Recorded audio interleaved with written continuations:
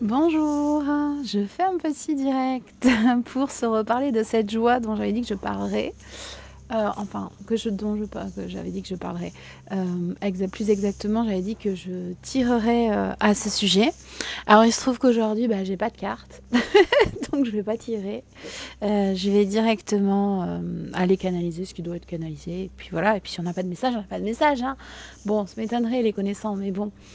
Le sujet de la joie, donc, comme je vous l'avais indiqué, alors il y a plusieurs en ce moment, c'est très compliqué parce que ça va très vite et la joie va être un sujet central sur l'année, donc c'est pour ça que j'en parle maintenant. Il y a une autre énergie du moment qui est aussi le fait de vouloir prendre soin de soi, donc le retour à soi, son intérieur, hein, à son corps physique.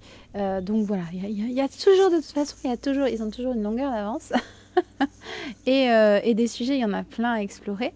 Mais la joie va être centrale de toute façon tout au long de cette année. Et elle va être centrale de toute façon dans nos vies. On nous demande de revenir à cette joie-là. Alors cette joie-là, cette joie simple, on me dit, cette joie simple, ça veut tout et rien dire. Les gars, parce que la joie, on voit bien quand on va obtenir ce qu'on veut, c'est facile d'atteindre effectivement, enfin de toucher du doigt cette émotion de joie. Mais là, déjà, si je comprends bien dans ce qu'on est en train de m'expliquer, ce qu'on recherche, nous, à tort peut-être, ou du moins ce qu'on n'a pas encore saisi, c'est que c'est pas forcément quelque chose qui doit être... c'est comme si on recherchait quelque chose de fort à tout prix. Comme quand, là je vais dire, quand on reçoit un cadeau ou quelque chose qui est une super décision qui nous fait vachement plaisir, où du coup on va être dans une joie explosive. Ça peut être... j'entends de l'addiction, donc je sens qu'il y a quelque chose de l'ordre de la recherche d'adrénaline, ok. Sauf que c'est pas, c'est comme si c'est pas ça le sujet. On touche du doigt, effectivement, dans ces moments-là, une joie qu'on passe son temps à rechercher et qui du coup ne peut jamais être comblée quotidiennement dans chaque instant, dans la magie de l'instant. Parce que c'est quelque chose qui est utopique. On ne peut pas maintenir comme ça ces pics explosifs d'émotions, de cette émotion-là, déjà parce que ça nous empêcherait aussi d'avoir les autres indicateurs. J'entends que toutes les émotions sont importantes et du coup ça masquerait des informations qui pourraient... on risquerait de passer à côté, quoi, d'informations qui seraient importantes aussi pour nous et qui ont toutes du sens. Ok. Donc finalement, j'ai l'impression que ce qu'on m'envoie là, c'est plutôt une joie, mais une joie au sens conscience. Au sens conscience de chaque acte que je pose dans la matière, et que cet acte-là n'est pas contraint, n'est pas forcé, n'est pas... je vois des freins, n'est pas freiné, voilà, on ne sait pas quelque chose, pas freiné. C'est un élan, d'accord. C'est un élan, en fait, cette joie qu'on nous demande de trouver. Et donc, c'est quelque chose qui est plus doux que ce qu'on passe notre temps à rechercher. Et en ça, du coup, c'est plus facile à atteindre. Pour autant, on me dit on a des stratégies. Des stratégies d'évitement. Bon, en gros, on a l'air d'éviter ça. Alors pourquoi on l'éviterait ? Parce que on croit que... Oui, ok, donc en fait c'est parce qu'on est entouré de... Enfin, on est comme dans une bulle de croyances, de programmes. On est beaucoup sur la notion de programme en ce moment avec Fabien, c'est pour ça que je vais utiliser le terme de programme, donc, qui nous laisse à penser que cette joie simple, elle est difficilement atteignable et maintenable, stabilisable. Donc, ok. Je viens de me prendre un tir parce que j'avais commencé à parler. Eh, tranquille, les gars. Oui. Bon, allez. Pardon. M'étouffer, mourir. M'en fous, je prends une tasse. Vous patientez. Voilà, vous m'avez dit de patienter, ben vous patientez. Ok. Allez, qu'est-ce que vous avez à nous dire d'autre donc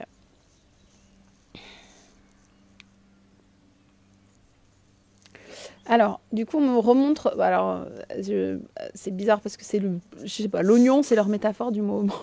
J'adore. Ils sont en train d'éplucher des oignons. Peut-être qu'ils font la cuisine, hein, je me trompe. Je canalise les mecs qui sont en train de se préparer un gigot. Mais bon, enfin, en gros, on me montre un oignon qui s'épluche, d'accord. Donc, en fait, il y a plusieurs couches. Ok, donc en fait, c'est que juste dans notre avancée, là, on est au moment où on a quand même épluché pas mal de couches, si je comprends bien. Ça ne veut pas dire qu'il en reste pas, hein. Mais en tout cas, on a épluché suffisamment de couches pour arriver à cette essence-là. Pour pouvoir toucher du doigt cette essence, cette paix, on a pu déjà comme avoir le goût en bouche. Je sais pas. Désolée, la saveur. Merci. Heureusement qu'ils sont là pour corriger parce que le goût en bouche, c'était moyen. La saveur. On a déjà eu la saveur de ça. C'est comme une paix, mais qui est... ouais, elle va de... voilà, c'est ça, c'est un apaisement. Un apaisement et une conscience dans chaque chose, dans chaque acte, dans chaque mot, dans chaque pas. Voilà, rajouter un chaque ou... Pardon. Le canal le plus... le plus perturbable du monde. Ok, bon, donc ça c'est pour cette énergie-là. Est-ce qu'il y a autre chose sur l'énergie à proprement parler? Bon, en tout cas, c'est pas une course, on nous parle de course effrénée, donc c'est vraiment quelque chose qui demande de la douceur, de la patience, ça c'est mon fort, de la douceur, de la patience et de la prise de conscience de soi. Ok, cette joie, elle sera atteinte quand justement on a cette conscience intérieure et extérieure, si je comprends bien. Ok. Sans peur aussi de la vibration de cette joie, puisque là, en fait, il y a comme un frein sur justement le vibrer, cette joie, vibrer, voilà. Ok. Alors, moi, vous savez que j'aime bien les choses pratiques. Pratico-pratique. Donc, dans l'idée, donc j'entends que effectivement, on est dans une recherche un peu trop brutale de cette joie et qu'on va nous demander justement de... Ok, merci. Donc, du coup, j'étais dans une demande de pratico-pratiquement comment on l'atteint. Comment on l'atteint, comment on la stabilise. C'est plus ça ma question. Comment on la stabilise. Bon, après, ils me disent que c'est long. Parce que ça, c'est comme tous nos schémas d'être humain. Entre le moment où on a la conscience de ça et le moment où on pose nos premiers pas. Alors, il me montre des enfants qui commencent à apprendre à marcher. Entre le premier pas que tu fais et puis ensuite c'est comme s'il y avait c'est nos schémas. On a besoin, nous, dans la matière, dans les faits. Ça me parle des 21 jours, vous savez, c'est un truc comme quoi pour ancrer une habitude. C'est ça. Donc il y a aussi des petits pas, c'est des petits pas. Alors, comment c'est pratico-pratiquement, c'est quoi ces petits pas, les gars? Alors, c'est la magie de l'instant, la magie des choses simples. Ok. Donc il y a besoin en fait de sortir, Alors, désolé, il y a un camion qui passe. J'espère que voilà. Il y a besoin de sortir apparemment, de sortir. Alors sortir, c'est sortir de chez soi, sortir d'une habitude, sortir d'un. Ok. Alors ça peut être d'abord au début un peu se forcer à, parce que c'est comme s'il y avait une fuite de ce truc-là, de cette joie, joie intérieure, de cette joie simple. C'est comme si on la fuyait tellement, à tel point que on va pas aller naturellement, ou il y a comme un élan du cœur à faire. Ouais, c'est ça, c'est une envie. Ok, c'est comme on montre une vitrine, donc c'est ça, c'est une envie, c'est quelque chose qui nous fait envie, mais on va avoir du mal à franchir le pas. Enfin, on va avoir du mal à le faire, dans l'action, hein, je veux dire. Et là, on nous demande en fait de sortir. C'est littéralement de sortir. Alors, c'est sortir où? Alors, ça va dépendre de chacun, c'est ça? Non, c'est vraiment sortir. Sortir dans la nature. Ils aiment bien. Ils va voir un truc dans le tourisme à la campagne. Ah, ça va. Sortir. Ouais, non, c'est vraiment dans la nature. Dans la nature, parce que, bon, ok, il y a d'une part des problèmes d'ancrage pour certains. Il risque d'y avoir un avion qui passe, désolé. Peut-être qu'il y a quelque chose pour certains, en tout cas, il y a de toute façon un manque d'ancrage. Et honnêtement, en ce moment, moi, j'ai dû aussi pas mal bosser dessus. Hein. Donc, c'est important. Hein. On dit, enfin, vraiment, particulièrement quand on veut avoir une vie spirituelle. La spiritualité, elle se vit dans la matière. Les gars, cherchez pas. Vous pouvez avoir toutes les connaissances de l'invisible que vous voulez, hein, et vous pourriez accéder, hein, si vous en faites la demande. En tout cas, vous pourriez accéder à tout ce que notre cerveau d'humain serait en mesure de comprendre. Donc ça va dépendre de l'un, de l'autre. Qu'est-ce qu'on a envie de rentrer dans notre champ de connaissances et de... Voilà. Mais pour autant, l'histoire, elle est là. Elle est ici. Donc l'idée, c'est de venir ancrer, utiliser cet outil, utiliser aussi ce que peut nous amener l'invisible, les rapports, les liens, les connexions qu'on peut entretenir avec eux pour vivre au quotidien. Parce que c'est quand même ça qu'on a à faire, en fait. Hein. C'est un peu ça l'idée, en fait. Hein. On n'est pas puni d'être là. On a choisi aussi d'être là, même si on peut, j'en croise plein, et moi la première, il y a quelques années, j'ai dit non, moi, pas choisi d'être là. Eh ben si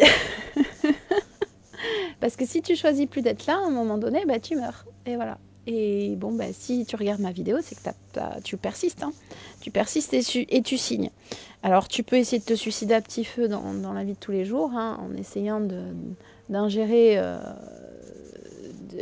je dirais pas le mot parce que je vais te censurer, ou en vivant un quotidien qui est toxique pour toi, mais la réalité c'est que tu as choisi de rester quand même parmi nous. Donc voilà, tout ça pour, je viens de digresser. Donc on a été au pratico-pratique. Donc apparemment, voilà, l'idée c'est quand même de sortir dans la nature ou de changer d'air. J'entends bien changer d'air. Parce qu'un schéma se casse comme ça. C'est-à-dire qu'il y a besoin vraiment d'avoir une rupture avec ce qu'on croit être. C'est bizarre, j'entends le mot prégnant, mais je ne suis pas certaine que ce soit ça. Ce qu'on croit être obligatoire, en fait, en tout cas, pour vivre, ce qu'on croit être existentiel dans nos vies, incontournable, et revenir venir casser ça, en fait, par... c'est un terme, je ne sais même pas s'il existe en anglais, mais j'entends la disruption. Alors, la disruption, c'est complètement venir péter tous les codes, tout ce en quoi on croit, et venir provoquer ça, en fait. Venir provoquer cette étape cette étape de réveil. Donc là, c'est ce qu'on nous demande de faire. C'est la première grosse étape qu'on nous demande de faire. Je crois qu'on a pointé du doigt quelque chose. On a des petites étincelles qui se réveillent.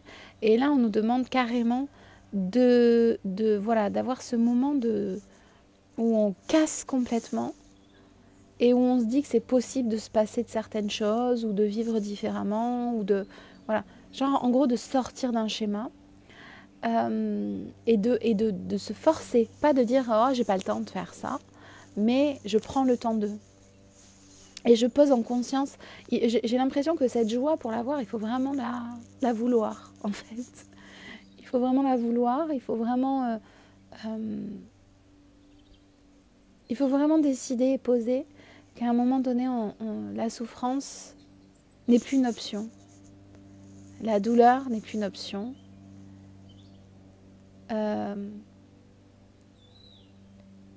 Les schémas d'âme, de type triangle, d'énergie, etc. ne sont plus une option.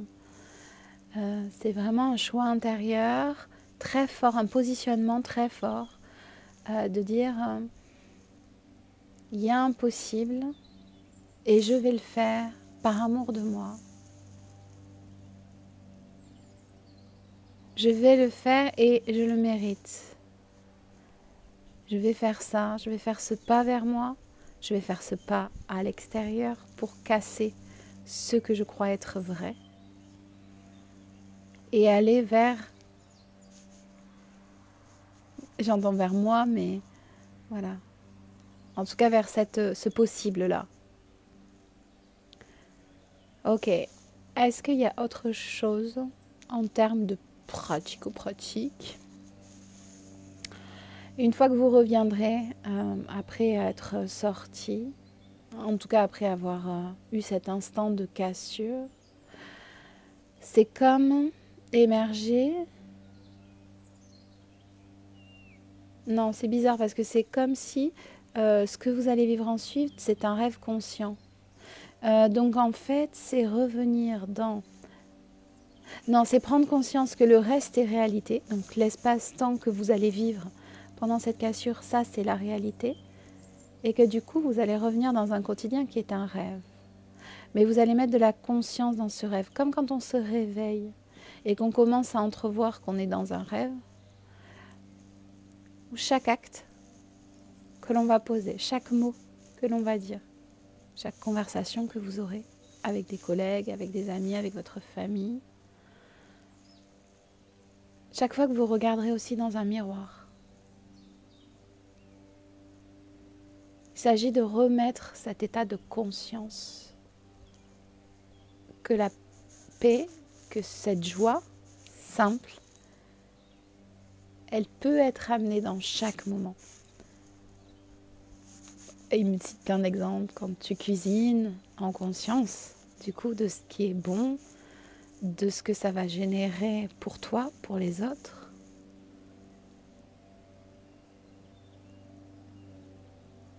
Et petit à petit, ça deviendra plus fluide et stable. Il y aura peut-être des rechutes, c'est comme à chaque fois. Et donc à chaque fois qu'il y a une rechute, reprenez, refaites ce saut vers la rupture. Choisissez donc de couper à un moment donné. Particulièrement,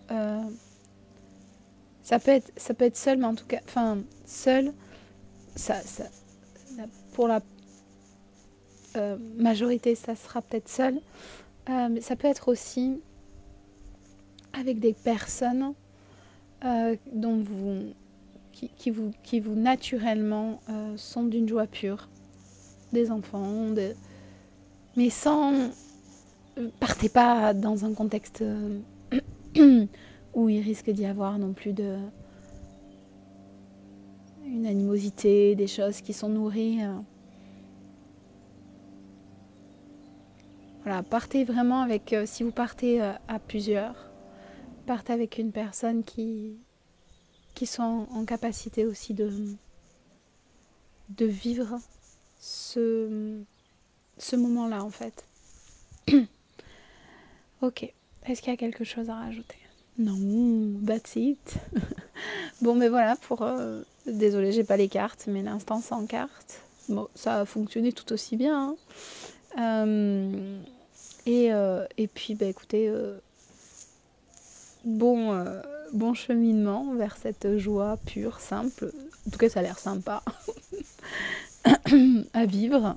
Donc voilà, moi, en tout cas, je pense que je suis dans le même état de toucher du doigt les choses. J'ai cassé un peu. Je suis partie ailleurs un petit peu, donc peut-être que ça va répondre aussi. Je le fais régulièrement et je trouve effectivement que les choses sont de plus en plus fluides dans la prise de conscience de chaque acte, de chaque parole.